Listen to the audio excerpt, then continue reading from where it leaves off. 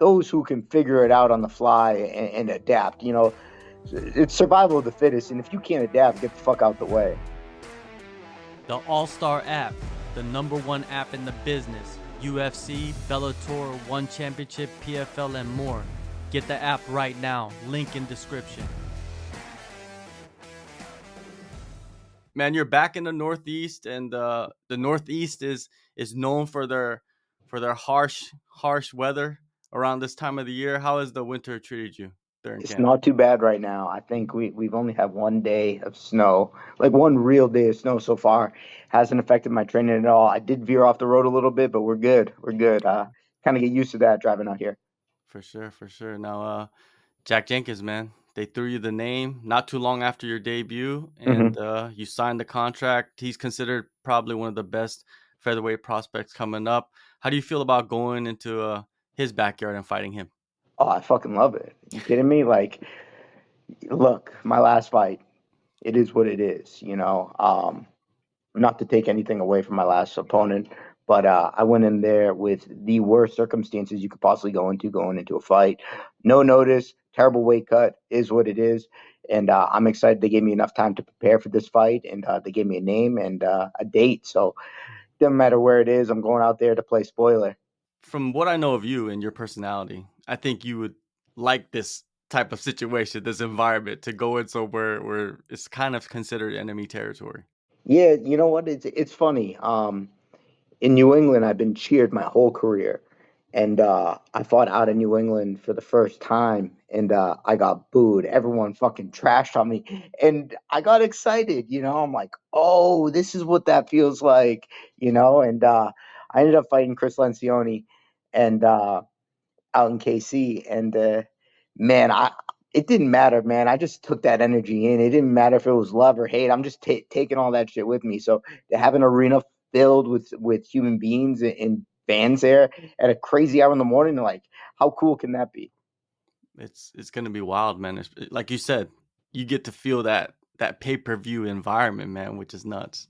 Yeah, yeah, I'm excited. Well, what a better way to start off the year, probably one of the biggest fight cards of the year. This might be the biggest fight card of the year, and I get to showcase what I'm capable of, really for the first time out in the UFC. So fuck it. I saw that you actually got to see Jenkins fight live on the Contender Series because you fought that same week, making your UFC debut. What did you take away from that you fight, know, Keith? it was such a wild coincidence, right? Like I had no expectations to even get to the contender series that night.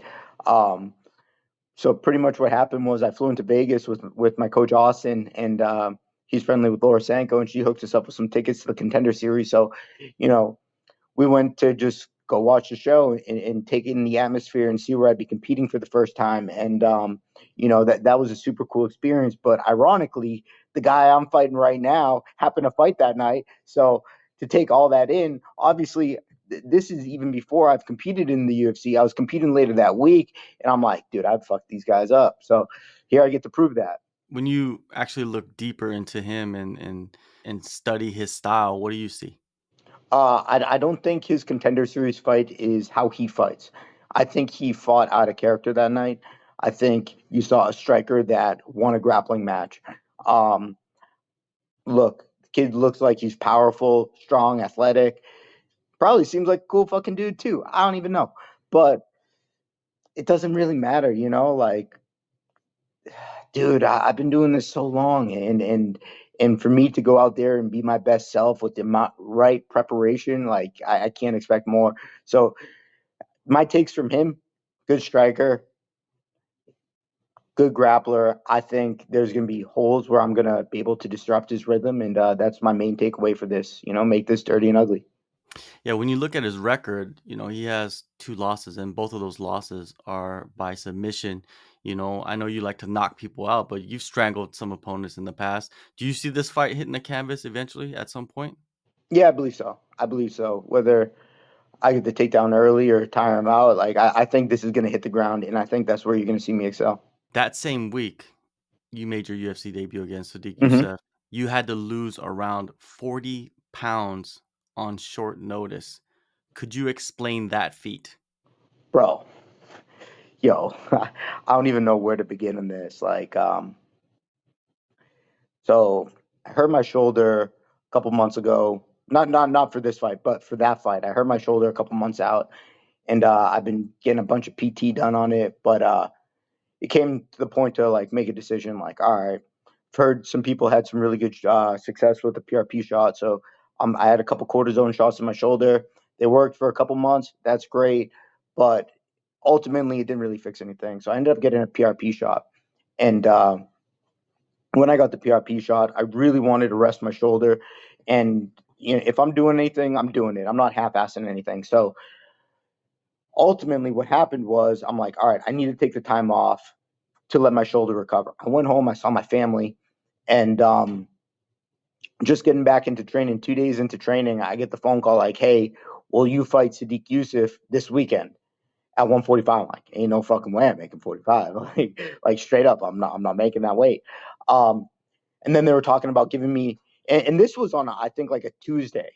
Like they're like, "Hey, can you make 45 on Friday?" I'm like, "Fuck no."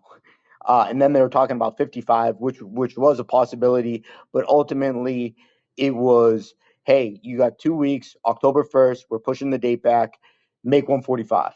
No one gave a fuck where I was coming from weight wise. I just said yes. You don't say no to the UFC if you want to get in there, and if you want to stay there, you better make fucking weight. So you know, I had to do what I had to do, and I had to fucking suffer a little bit, and by a little bit, I had to fucking suffer to drop the 40 pounds. I remember after practice on Saturday, prior to getting the call, I just hopped on the scale and I was 183, and that was after practice, and I cut to 146. So I did what I had to do, and it wasn't fun, it wasn't easy, and I had a lot of help, and I'm grateful for that help. But yeah, that shit sucked. Fuck. Yeah.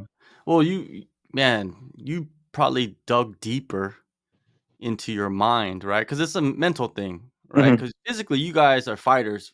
Physically, you guys can pretty much do anything. It's the mental thing. It's like pushing yourself forward when you feel like the weight is not coming off. You know what I mean? So, man, it must have been pretty crazy. Like, did you get to a point where you're like, "Oh man, let's shut this down"? Did that ever happen? All right, so I'll explain to you like this, right? So I woke up, so I got to Vegas. I'm actually lighter than what I am. Like right now, I'm lighter than I was when I got to Vegas that fight week at.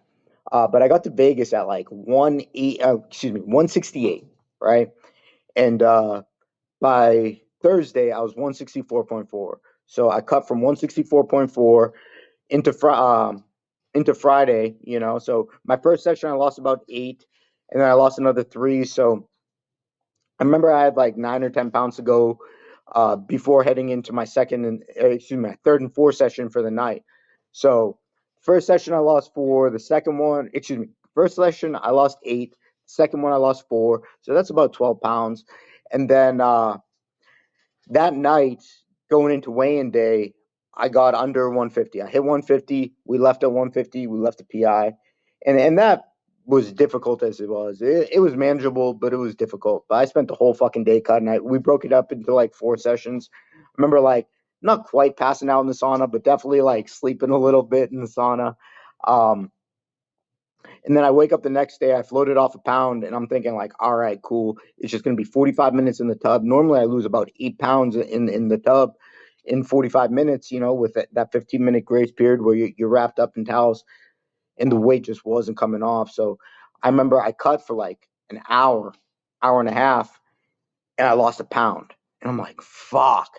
And then I was getting nervous because what was happening was weigh-ins was approaching, right? So people were leaving to go to weigh-ins, and I'm still cutting weight.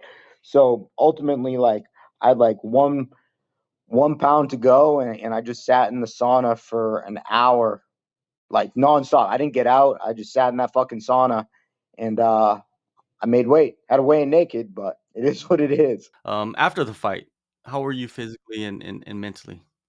I was heartbroken. I feel like I spent all my time and energy not so much focusing on my fight, but so much focusing on my weight cut because I know I had such a big task.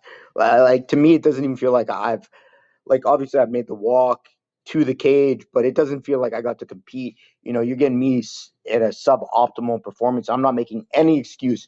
Like I can't say it enough. It is what it fucking is. But for this fight, I'm making sure that I'm having a great weight cut. Um, like I said, I'm already lighter than I was when I showed up to Vegas at for my last fight. Granted, I do have to fly out the first, so I got to make sure my weight's in check for there. But I want to be ready to make weight before I fly out. So I remember we spoke last year and you told me that you would be in the UFC in 2022. You did it. And yeah. you made a lot of sacrifices too. I remember you were talking about like flying out to Kansas City and like Hmm. sleeping wherever you were sleeping, you know what I mean? Like you were making, ends meet to train Trying over at to Glory, barely, and barely. now the situation happening over there, you can't train over there, so you're back in the Northeast. Hmm. How have you organized your camp for this fight? Well, the main difference is I'm putting everything together myself, right? So out there, it was a one-stop shop. The training partners were phenomenal. The coaching and the instruction and the focus and it being dialed in, it was phenomenal. That being said, that got taken away from me. So I had to fucking do what I had to do. I went home and I had to figure out whose schedule works best with what I'm capable of doing. You know, I'm very fortunate. I'm working with my head coach that has coached me up until that point and continuing to coach me now. Me and him got back together. He's been working with me nonstop. So first, I talked to him, figured out, all right, look, he's like, I need this, this, and this from you out of me. I need you to do this, this, and this on your own. So pretty much I'm in charge of my own cardio. He's working on me with cleaning up some stuffs in my hands and on the ground. And then he's like, I want you to hit these other gyms to focus on these specific things, but trying to coordinate what he wants and what these other gyms are offering on these certain days and how my body's feeling and being run down through the week is it took some adjusting to, like I am creating my own camp here where before I just show the fuck up, work my ass off, shut the fuck up, listen, work hard. Where here it's like, all right, I need to be focused in what good guys are going to this gym on this day at this time and coordinating that with my day sessions to my night sessions with my cardio, with my coaching and coordinating all of that. Damn, it must make you laser focus as well as not give you much time to do anything else, man, except for like think about the fight. Well, it gives me a lot of fucking time to drive, and when I'm driving, you want to think about the fight, yeah, but a lot of it is trying to keep your mind off it. At least for me, right? Like I overanalyze everything. I'm rethinking about shit, and especially time by myself. So I've had to be laser focused in this and know where I'm going. Like for me, right? I gotta know what I'm doing 24 hours in advance. So like I'll write shit down. It's like, all right, tomorrow I gotta like today has been a fucking nightmare for me. Just today, I woke up, I went right to the gym, I banged out an hour of cardio, and then all right, my task for the day was to get my EKG done. I went to 4 or 5 different fucking places, and no one would give me a goddamn EKG. And it wasn't because I didn't like one place kicked me out because I had the wrong insurance. I'm like, can I pay to can I pay like out of pocket for this? They're like, nope, you have this insurance, you can't do it. One place was like emergencies only. Like, granted, thankfully I have this is the last thing on my medical list to do, but like that took up like 3 hours just driving around from place to place to place to place. I'm like, why can't I get this fucking done? But ultimately, what I'd like to do the night before is make a checklist like, all right, cool. It's Tuesday. I know I got to do this in the morning, this at night. Granted, I know what times the people are going to be there, and then the rest of my day I could fill in the blank. You're also working at what other gyms? I know you work at Citadel, but what are the other gyms you work at? So right now, Citadel has been my home. I've been doing some cross training at Lozon's. Tonight I'm going to BTT in Taunton. It's more of a jiu-jitsu gym. Citadel, and then my strength and conditioning gym is Elite Sports and Performance in Stoughton. So I'm doing quite a bit of traveling right now just to get the work I need done. You're gonna be flying across the world, man. It's Mhm. gonna be a different time zone. Have you adjusted to that early, or are you just gonna wait until you get there? So here's the thing, right? Like I don't know how you can actually adjust for it beforehand. Like you know it's coming, yeah. I am leaving a little bit early to try and adjust.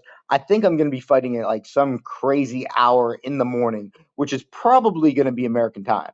If you think about it, like I know the weigh-ins. I got an email saying the weigh-ins were like from 6 to 9 a.m. their time, which probably puts us what 16 hours back. I couldn't even tell you off the top of my head what that would be Eastern Standard Time. So to think about the pay-per-view probably going on around 8 or 9 here in the US on the East Coast, um, you know, maybe I don't want to adjust to it and just work on my US hours, but I'm not going to overthink it. Maybe I'll just wake up extra early when I'm out there, just get into the rhythm rather than staying up extra late. So those are things I'm going to have to learn on the fly. But I think I mentioned it in another podcast. It's life, like nothing ever is gonna go your fucking way. Like this isn't designed for you to like. These are all problems you're gonna have to deal with, and things that aren't in your control. So the things that I can control, I'm going to. This is just something I'm going to have to adjust to and figure it the fuck out. A lot of people, they saw the first fight. They don't really know the real Don Shainis, right? Nah, they Like the people don't. that They followed don't. you, They'll love me. before I promise you, they'll love me. the They don't know So me what though. what are your expectations out of yourself against this fight against Jenkins? How do you want to perform? Oh, I want to finish. I want to finish. I want to blow the fucking roof off the arena. I want to make a bunch of friends and fans in Australia, and I want to come home with a fucking extra check and then figure it out again. So, I'm expecting this is going to be nothing of what I expected it. I'm expecting to run into even more troubles than I had my first camp. So I'm just trying to prepare the best I can for it. No doubt. UFC Nothing ever 280. tends to go according to plan. Nothing, man. That's if it did, everybody would be successful. Everybody in the whole If world. it did, it'd be easy, right? Yeah. Like again, I was talking about this earlier because these are just the things that happen to be going on in my mind. It's like it's not always the best guy that wins. Some guys, it's not always. It's those who can figure it out on the fly and adapt. It's survival of the fittest, and if you can't adapt, get the fuck out the way. February 11th, man, we get to see Shameless Let's go. in that octagon again. UFC 284, Perth, Australia. Go into the descriptions, download the AllStar app. Don, thank you so much, man, for the time. It's always a good chat. Absolutely, John. Thank you so much for having me on again.